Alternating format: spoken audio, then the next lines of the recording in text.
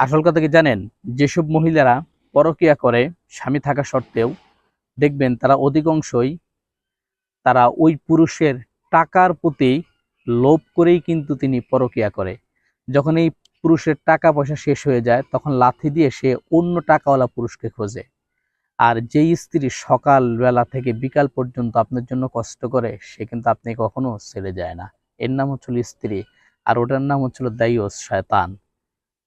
আর যেই মহিলা পরকীয়া করে স্বামী থাকা সত্ত্বেও, মনে রাখ মনে রাখবেন তার একই অবস্থা।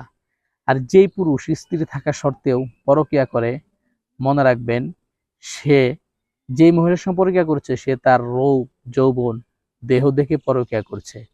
যখন সে মা তোমার রূপ যৌবন শেষ হয়ে যাবে সেও তোমাকে লাথি মেরে ফেলে ফেলে দিয়ে সে অন্য রূপ যৌবনালা মেয়ের পিছনে দৌড়াবে।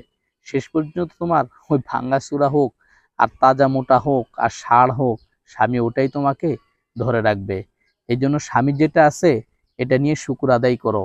আল্লাহ রাব্বুল আলামিন দেখবা এর থেকেই অনেক বড় নিয়ামত দান করে দিবেন।